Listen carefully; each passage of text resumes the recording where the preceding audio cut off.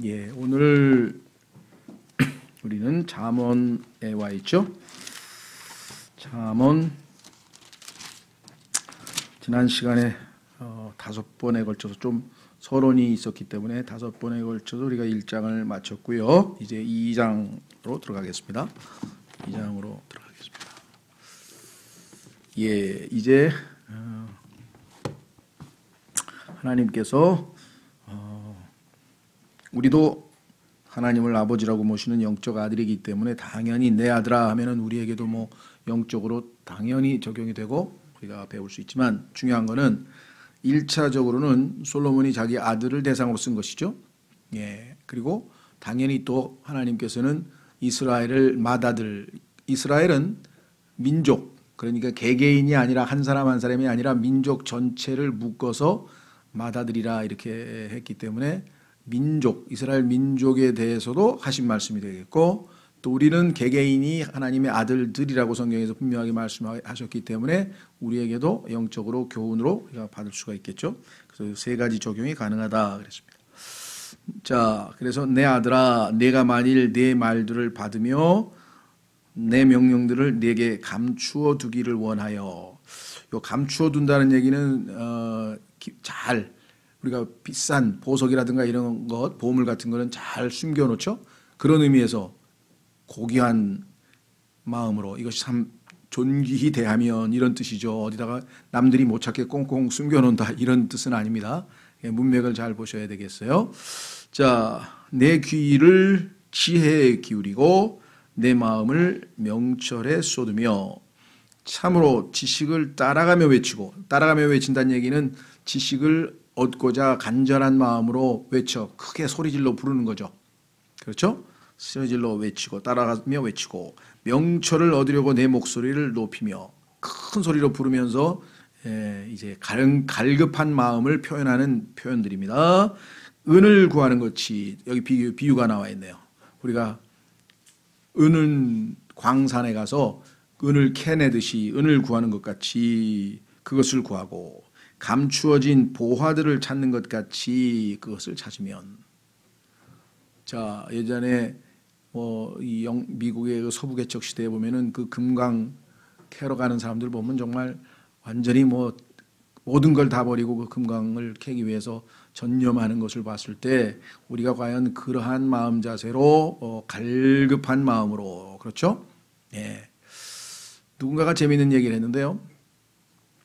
동양에서는 그런 일들이 가끔 있죠. 스승을 찾아서 이제 예를 이 불교에서 도를 닦기 위해서라든가 아니면 유교에서 노장 사상이 됐든 하여간 동양에서 보면 뭔가 이렇게 도를 닦기 위해서 스승을 찾아갔는데, 그렇죠? 스승이 이제 어떻게 해야 내가 진리를 알 수가 있습니까? 그렇게 했더니 스승이 저 연못에 머리를 푹 쳐박고 열을 세거라. 그렇게 해야 된다는 거예요.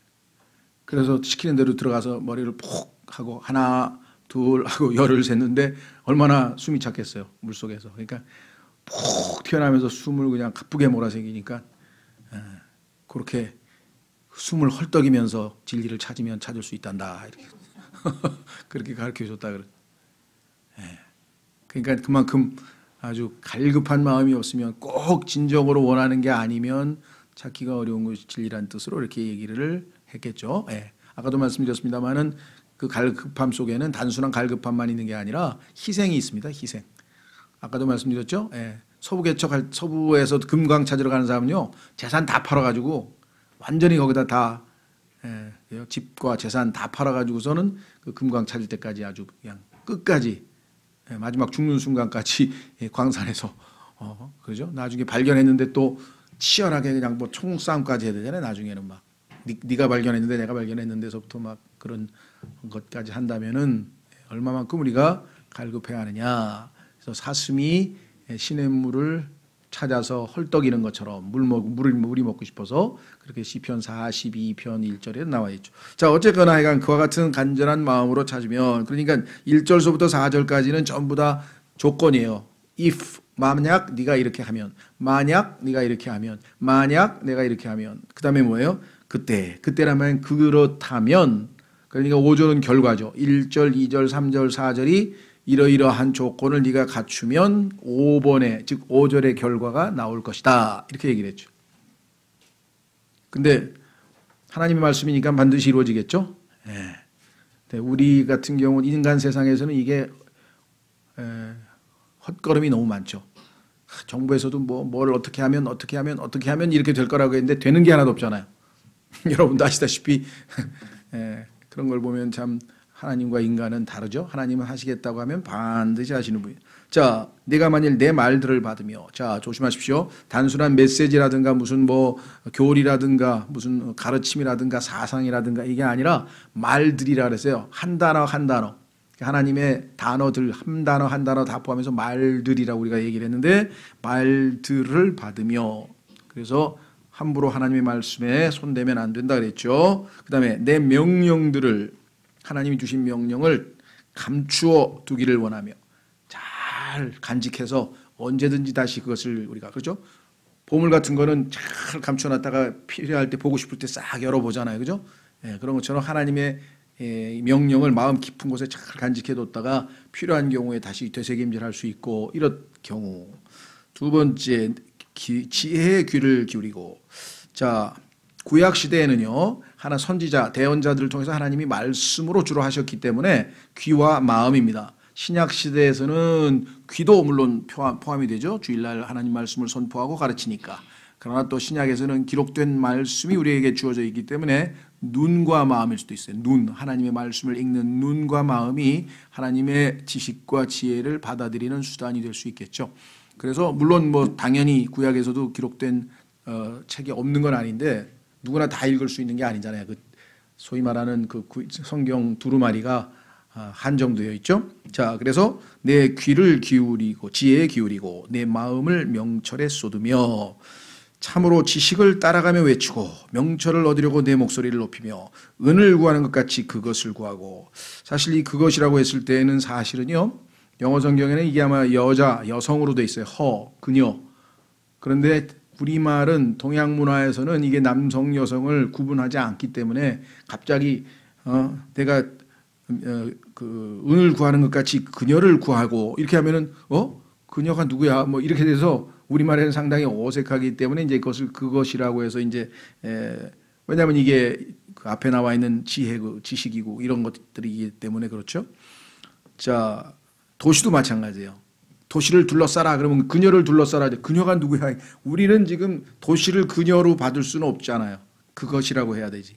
그런 이 언어적 특징의 차이 때문에 나오는 것이라는 걸 좀 염두에 두시고요. 자, 감추어진 보화들을 찾는 것 같이 그것을 찾으면, 이때 추구한다는 뜻입니다. 이 찾으면이란 말이 이것도 우리말 두 가지가 의미가 동시에 있어요. 왜냐? 찾으면이라고 하는 것은 찾아본다는 뜻이고, 여기서는 찾아보아서 어떻게 열심히 찾았더니 찾았다.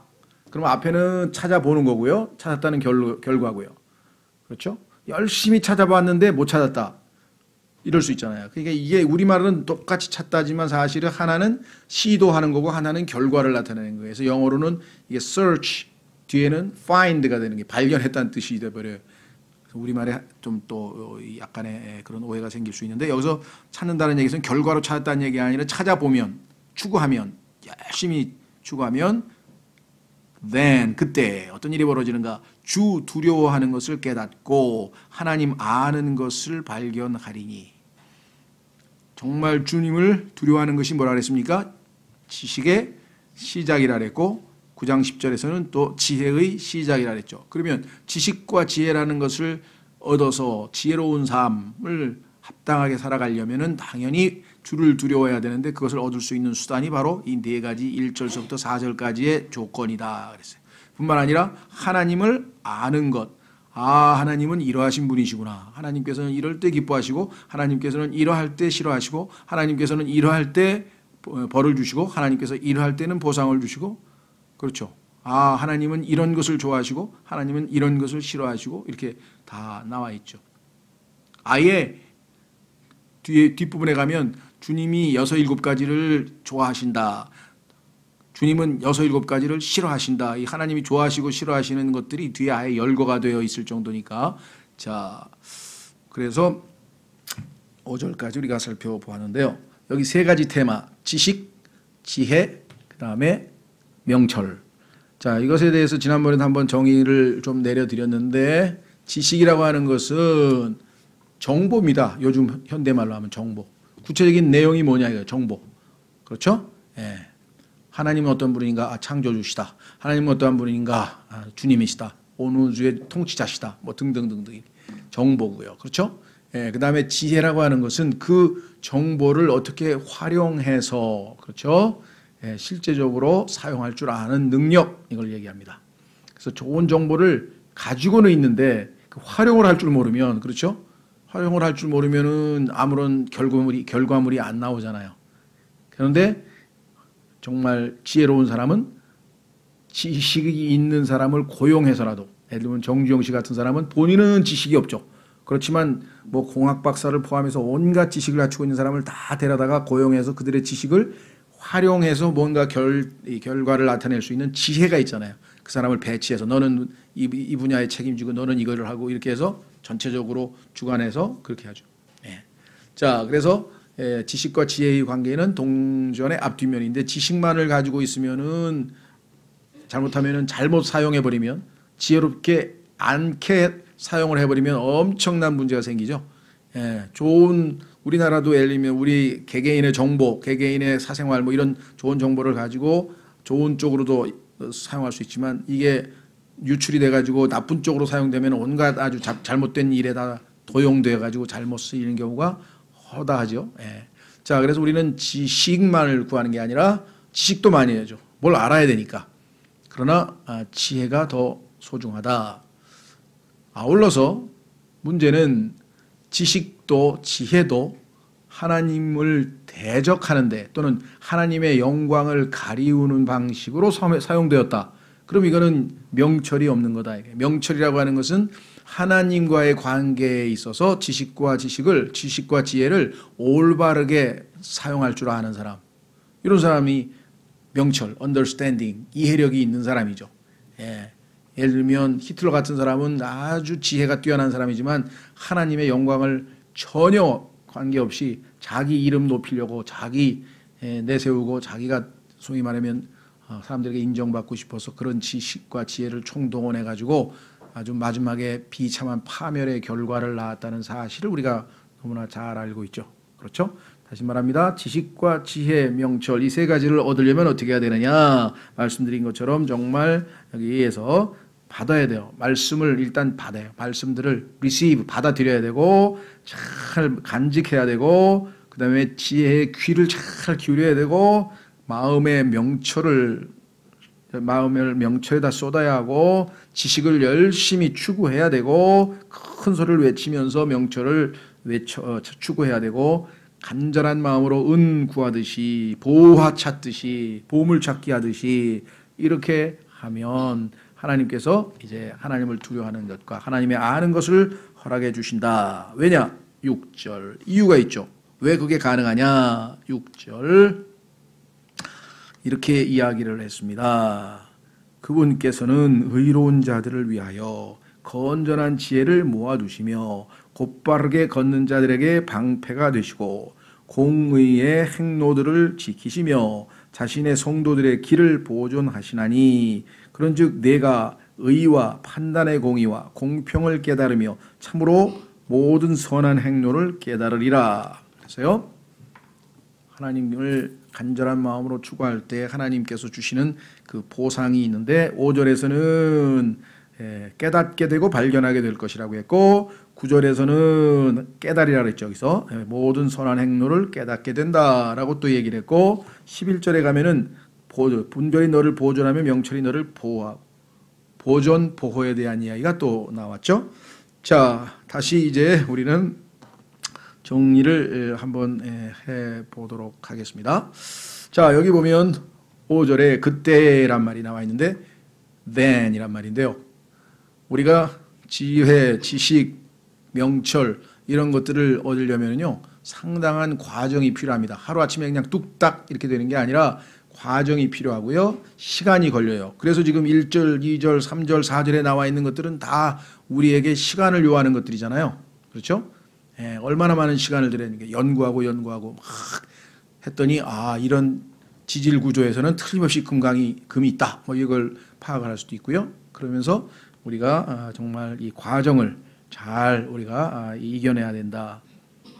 아시다시피 이제 조금 있으면 뭐 오곡백과가 무르익는 추석이 돼서 뭐 그 열매가 얼마만큼 수확이 있을런지 이런 잘 모르지만 어쨌거나 하여간 지금 뭐 태풍도 겹쳤고 가뭄도 겹쳤고 뭐 하여간 온갖 것들을 지금 다 겪으면서 이 마지막 순간에 이제 수확을 기다려야지 아무런 어려움이나 난관도 없이 그냥 탐스러운 그 열매가 맺을 수는 없는 것이겠죠. 자, 그래서 우리는 이제 6절서부터 다시 한번 보겠습니다. 주께서 지혜를 주신다. 우리가 갈급하게 우리가 추구하지만 그렇다고 해서 저절로 주어지는 건 아니야. 하나님이 은혜로 우리에게 주셔야만 되는 것이죠. 자, 하나님께서 주시겠다는 약속을 믿고 우리가 그렇게 한 거죠.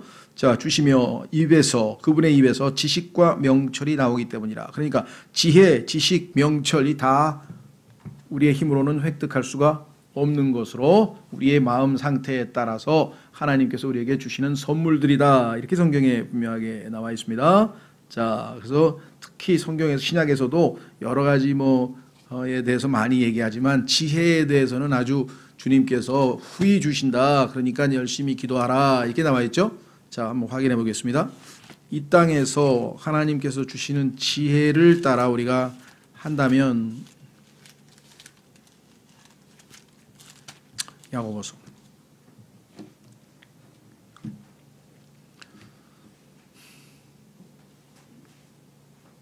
이 어떤 사람이 운전을 하고 가다가 그 타이어가 펑크가 났어요. 그래서 차를 한쪽에다 딱 세워놓고 이제 타이어를 갈았어요. 타이어를 빼가지고서 이제 쫙 해서 딱 끼워 갈았어요. 그래서 나사를 딱 발랐는데 나사가 없어진 거야. 그냥 아무리 뒤져도 나사가 없는 거야. 그래가지고 그냥 막 여길 찾고 저길 찾고 한 30분 동안 이거 어디로 갔지 막 그러고 있는 거예요. 그랬더니 옆에 그 담장에 차를 세워놨는데 담장에서 어떤 사람이 또 보더니 그거 나머지 세 개에서 나머지 세 바퀴가 있잖아요. 그럼 거기서 나사가 4개씩 박혀 있잖아. 거기서 한 개씩 빼가지고 요거를 박으라 이거야. 3개만. 그래가지고 가서 저 정비공장에 가서 하나씩 갖다 끼면 되는데 뭘 그걸 거기서 30분씩 낑낑대고 앉았느냐 하고 조언을 해줬어요. 딱 보니까 거기에 뭐예요? 정신병원 이렇게 써 있는 거야. 그래서 아니 당신 또라이 아니야? 그러더니 그래 나는 또라이인데 멍청이는 아니거든. 여러분 어떠세요? 하여간 그리스도인 저도 엄청나게 지혜가 없어가지고 답답하리 많지 정말 아둔한 모습을 보일 때가 너무나 많아요. 그리스도인들도 그래요. 그렇죠? 뭐 저렇게 아둔하지? 이런 분들이 많이 있어요. 예. 지혜를 주신다 그랬는데 예. 그렇죠? 예. 자, 그래서 한번 보세요. 야고보서 1장 주님께서 뭐라고 얘기를 하셨나? 5절 야고보서 1장 5절 너희 중에 어떤 사람이 지혜가 부족하거든 모든 사람에게 너그러이 주시고 꾸짖지 아니하시는 하나님께 구하라. 그리하면 그것을 그에게 주시리라. 그러나 그는 믿음으로 구하고 조금도 흔들리지 말지니라. 흔들리는 자는 마치 바람에 밀려 요동하는 바다 물결 같나니 그 사람은 자기가 무엇을 주께 받을 줄로 생각하지 말라. 두 마음을 품은 사람은 자기의 모든 길에서 안정이 없느니라. 믿음으로 하나님께 구해야지 의심하면서 이렇게 구하면은 하나님이 주시지 않는다. 이렇게. 자, 그래서 지금 지혜와 지식과 명철에 대해서 얘기를 했고요. 7절에 그분께서는 의로운 자들을 위하여 건전한 지혜를 모아두시며.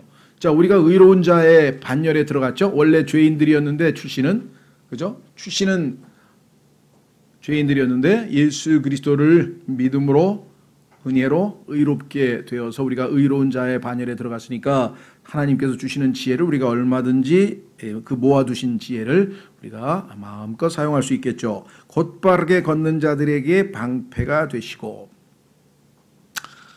비뚤비뚤 그래서 삐딱하게 하나님 뜻과는 어긋나게 걷는 게 아니라 하나님 방향으로 예수 그리스도, 우리의 믿음의 창시자요 완성자이신 예수 그리스도를 바라보자 하면서 주님을 똑바로 바라보면서 한 걸음씩 한 걸음씩 우리가 걸어가면 방패라고 하는 것은 보호하신다는 뜻이겠죠. 예, 지켜주신다. 공의의 행로들을 지키시며, 여러분과 제가 올바른 길, 의의 길, 주님의 길, 그렇죠? 내가 곧 길이요 진리요 생명이니 했을 때 그 주님이 가시는 그 올바른 길, 공의의 길입니다.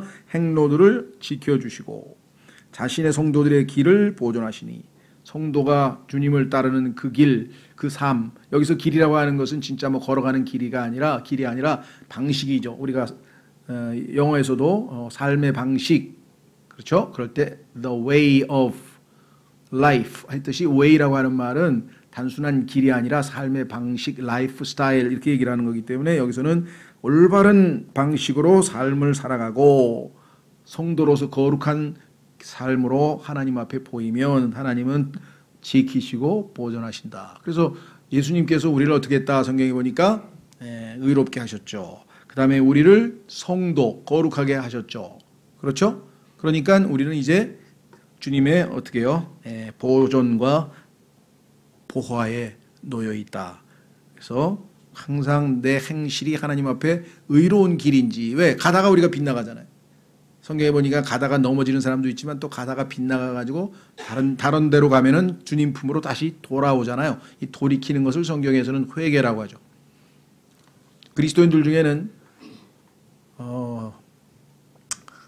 대부분 지금 알고 있는 것은 그래도 어느 정도 성경을 배웠다고 하는 분들도 성경에서 회개라고 하는 것은 평생에 단 한 번만 하는 거다. 예를 들면 죄인이 예수님을 믿기 위해서 하나님께로 돌이키는 것, 그 회개, 그거는 당연히 한 번밖에 없죠. 예수님을 믿기 위해서 안 믿던 사람이 믿을 때 돌이키는 회개는 한 번이지만 성경에서는 예수님을 믿다가도 빗나가서 딴 길로 한참 갔다가 다시 돌아오는 것도 역시 회개라고 하는 말을 씁니다. 그래서 고린도 후서에 보면 나오죠. 고린도 교회에서 죄를 지은 성도가 회개하면 받아들이라. 그러니까 회개라고 하는 용어를 성경에 나와 있는 그대로 믿어야 되는데 자기들이 틀을 짜서 회개는 평생 딱 한 번만 하는 거다. 예수님이 안 믿다가 믿을 때. 그러면 예수님 믿고 나서 지은 죄는 어떻게 하냐? 그랬더니 그건 자백만 하면 된다. 이렇게 듣기에는 이게 그럴싸한데 이게 성경적으로 하는 얘기냐? 그건 아니라 이거죠. 자백이라고 하는 것은 입술로 고백한다는 의미가 있고 회개라고 하는 것은 삐뚤어 나갔다가 원래 바른 가던 원래로 돌이킨다. 되돌아온다. 유턴해서 돌아온다는 뜻이거든요. 그러니까 우리는 가다가 주님을 똑바로 보러 가다가 우리가 뭐 예를 들면 마가처럼 막 세상을 사랑해서 막 옆으로 샌다든가 잘못 가면은 다시 돌아오는 거, 그 회개죠. 그러니까 회개도 자주 해야 되고 자백도 자주 해야 되는 거지. 회개는 딱 한 번 하고 자백은 뭐 자주 해야 된다. 이런 거는 얼핏 들으면 그럴싸하지만 성경에서 회개란 말을 다 찾아보면 그게 아니라는 걸 우리가 알 수 있어요. 그래서 조심해서 성경에서 말씀하시는 대로 우리가 정확하게 이해를 하는 것이 필요하다 그랬습니다. 자, 그래서 성경에서 보니까 이제 우리는 공의의 길, 빗나가서 옳지 않은 길로 가면 빨리 돌이키고 또 성도로서 거룩한 길이 아니면 빨리 돌이키고, 그래서 항상 필요한 경우에 그죠? 열매 맺는 그런 회개가 있어야 되겠다. 자, 그런즉 9절 내가 의와 판단의 공의와 공평을 깨달으며, 이렇게 해서 주님이 보존하시고 우리가 잘 보호받고 올바른 길로 계속 전진해 가면 의로움도 알게 되고 판단의 공의도 배우게 되고 공평을 깨달으며 참으로 모든 선한 행로를 깨달으리로다. 모든 삶의 선한 삶의 방식을 주님으로부터 잘 깨닫게 된다. 그것이 또 우리의 존재 목적이죠. 신약 성경에 보니까 에베소서 2장 10절에 우리로 하여금 선한 행동을, 선한 행실을 하도록, 선한 행위를 하도록 하기 위해서 우리를 재창조, 즉 거듭나게 하셔서 하나님의 새로운 창조물로 만드셨다라고 성경에 써 있다 이 말이죠. 자, 그래서 우리는 1, 2, 3, 4절의 요구 조건을 마음껏 묵상하고 거기에 부응하면 나머지는 하나님께서 책임지시고 해 주신다. 이렇게 나와 있습니다. 자, 10절 지혜가 내 마음에 들어가면 지식이 내 혼에게 기쁨이 될 때는 자 그래서 이제 하나님이 주신 지혜가 우리 마음 안에 들어왔습니다. 그리고 주님에 관한 지식이 우리의 혼에게 기쁨이 되죠. 제일 대표적인 사람이 누구였습니까? 엠마오로 가던 제자들이 예수님께서 성경을 풀어서 설명을 해주니까 그 말씀을 듣더니 막 그들이 마음이 막 기뻐가지고 그렇죠? 뜨거웠다 마음이 뜨거웠다 기뻐했다 이렇게 성경에 나오죠. 자 그래서 지혜가 마음으로 들어오고 그 다음에 지식이 기쁨이 될 때는 내 혼에게 기쁨이 될 때는 그럴 때는 삶이 어떻게 평가되느냐 어떻게 표현되느냐 분별이 너를 보존하며 그렇죠? 분별 자 무엇이 유익하고 무엇이 옳지 않은가 무엇이 하나님께 영광이 되고 무엇이 그렇지 않은가를 잘 분별해내면 항상 하나님께 영광 돌리는 삶을 살 수 있을 거 아니겠어요? 그러면 하나님이 당연히 우리를 보존해 주시겠고요. 명철이 너를 보호하여 하나님과의 관계 지식과 지혜가 하나님의 영광을 위해서 어떻게 쓰여야 될지를 우리가 잘 깨닫도록 해주신다 그랬습니다. 그렇다면 세 번째 악한 자의 12절 악한 자의 길과 비뚤어진 것들을 말하는 자에게서 너를 건져내리라. 이 땅에서 우리에게 가장 힘든 것 중에 하나는 미혹자 즉 마귀가 우리를 속이기 위해서 항상 뒤쫓아다니는 거죠. 그는 정말 우리가 함부로 대적할 수 있는 존재도 아닙니다. 성경에 보니까 정말 하나님께도 무모하게 도전을 하는 자이고 그는 이 세상 모든 창조물 중에서 가장 지혜로운 자였고 도대체 정말 이 마귀에게 6천년 인간 인류 역사에 있어서 얼마나 많은 사람들이 구원을 못 받은 사람은 마귀의 속삭임에 의해서 예수님을 안 믿고 하나님을 거부하고 진리를 거부했고 예수님을 믿고 거듭난 하나님의 자녀도 마귀의 속삭임에 성경에 보니까 디모데전서에서 마귀들이 만들어 놓은 교리, 마귀들의 교리, 마귀들의 사역자, 마귀들의 일꾼들에게 속아서 얼마나 하나님과는 관계없는 잘못된 빗나간 신앙생활을 했는지 성경에서 얼마나 자주 언급하고 있냐. 그렇죠? 그래서 사탄도 빛의 천사처럼 나타나니까 속는 거죠. 그렇죠? 누가 봐도 금방 알아차릴 수 있으면 왜 속겠습니까? 근데 빛의 천사처럼 나타나기 때문에 속을 수밖에 없는데 이러한 모든 악한 자의 길. 자, 여기서 악한 자는요. 1차적으로 행실이 악하고 못된 사람이고요. 그렇죠? 그래서 우리 주변에 우리를 막 이렇게 꼬이는 사람, 한탕 하지 않는 사람, 여러 가지가 종류가 있겠지만 영적으로 보자면 성경에서 악한 자는 마귀입니다. 그래서 결국은 우리를 하나님으로부터 멀어지게 만드는 그러한 자를 성경에서 악한 자라고 해서 적그리스도를 예표하는 인물이에요.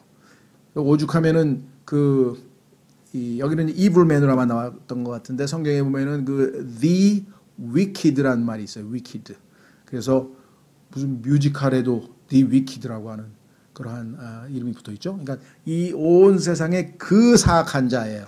그 사악한 자, 하나님을 대적하는 그 사악한 자가 많은 악한 자들을 다스리면서 지금 군림하고 있는데 그 사람이 가는 삶의 방식, 그 사람의 악한 자의 길. 두 번째, 비뚤어진 것들을 말하는 자에게서 똑바르게 진리대로 말하지 아니하고 아주 성경에 보니까 좋은 말들과 그 다음에 어떻게 했습니까? 뛰어난 언변으로 그럴싸하게 얘기해가지고 우리로 하여금 진리에서 벗어나고 그리스도로부터 멀어지게 만드는 자들이 있잖아요. 그래서 여기서 비뚤어진 것들을 말하는 자에게서 너를 건져내리라. 던져내리라. 얼마나 하나님께서 우리에게 주시는 은혜가 큰 겁니까? 그렇죠? 자, 그래서 악한 자의 길, 적그리스도고요. 나중에 엄마 오늘은 못하고 다음 주에 하겠습니다만은 그 16절에 보시면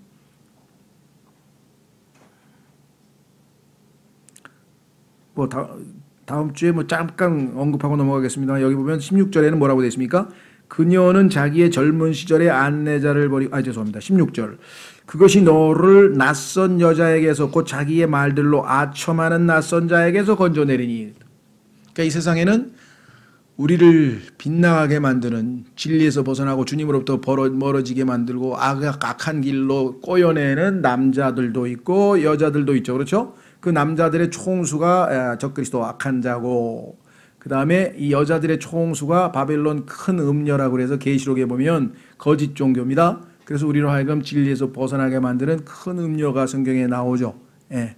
그래서 정말 우리 주변에 오직 하나님의 말씀과 성령의 조명으로 진리의 길을 따라가지 않으면, 의의 행로대로 따라가지 아니하면은 언제 어느 순간에 악한 자의 길로 들어서고 또 빗나가서 삐뚤어진 것을 말하는 자들에게 속을지도 모른다. 13절, 이 두 사람은, 이런 자들은, 즉 사악한 자들과 그의 추종자들은 곧바른 행로들을 떠나 어두운 길들로 걸으며, 자, 밝은 길이 아니죠. 어두운 길들로 걸으며. 14절, 악 행하기를 기뻐하고 사악한 자들의 비뚤어진 것을 즐거워하나니. 그렇죠? 그들의 길들은 구부러지고 그들은 자기 행로들에서 비뚤어진 자들이로다. 자, 성경에 보니까 하나님께서는 모든 것을 똑바로 만들었는데 사람들이 많은 것을 구부러지게 만들었다. 한번 확인해 보겠습니다. 전도서 7장. 전도서 7장으로 가시면, 전도서 7장에 보시면 이렇게 나와 있죠. 29절, 전도서 7장 29절.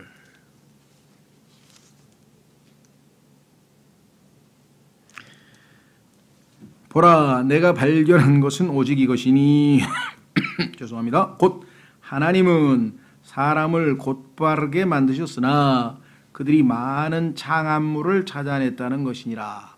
하나님께서 인간을 똑바로 올바른 삶으로 가도록 그렇게 창세기 3장에서 아담을 만들었는데, 인간이 타락해서 불순종하는 자의 영인 마귀의 영이 그 사람을 지배하기 시작하더니 온갖 창암물이란 말은 인벤션스, 발명품인데요. 그러니까 하나님을 대적하는 온갖 것들을 만들어 가지고, 그렇죠? 하나님과 하나님의 뜻을 거스리는 그러한 것들로 지금 온 세상이 가득 차 있다. 이렇게 되어 있습니다. 자, 그래서 다시 이제 잠언으로 돌아와서 우리가 한번 정리를 해보겠습니다. 이 나중에 보면은 잠언의 5장, 6장, 7장에 보면은 젊은 여인에 대한 얘기가 나와요. 그 얼핏 보면은 청년들을 꼬여내서 아주 타락하게 만드는, 그렇죠? 특히 성적으로 타락하게 만드는 그런 여자 얘기가 엄청 자세하게 나와요. 성경에 왜 이렇게 이런 것들이 많이 나와 있을까 싶으면은 1차적으로는 직접적으로, 그렇죠? 예, 요즘 젊은 사람들이 이 그 청년의 정력을 컨트롤하지 못해서 정말 자신의 본분에 어긋나는 많은 일들로 정말 다 망가지는 일들이 허다하고요. 그러나 두 번째, 우리 그리스도인들에게 있어서 더 중요한 것은 무엇입니까? 아까도 얘기했지만 큰 음녀 바빌론, 즉 하나님의 진리에서 우리를 멀어지게 만드는 마귀들의 교리들을 가지고 우리를 지금 빗나가게 만드는 우리 주변에 있는 온갖 희한한 종교단체들 지금 막 너무나 많죠. 거기에는 아예 우리가 봐도 아닌 것 같은 무슨 그런 희한한 정말 엉터리 같은 것부터 너무나 그럴싸해서 또 우리가 거기에 말려 들어가는 것, 그렇죠. 예, 정말 무섭습니다. 얼마나 많은 자들이 지금 포진해 있는지. 그래서 이러한 자들의 꼬임으로부터 하나님께서 우리를 지켜주시려면은 정말 하나님의 지혜가 절대적으로 우리가 필요하다, 이렇게 말씀을 드렸습니다. 자, 그래서 마무리하겠습니다. 일단 한번 17절서부터 22절까지는 짧게 한번 읽고 다음에 한번 조금 정리하겠습니다.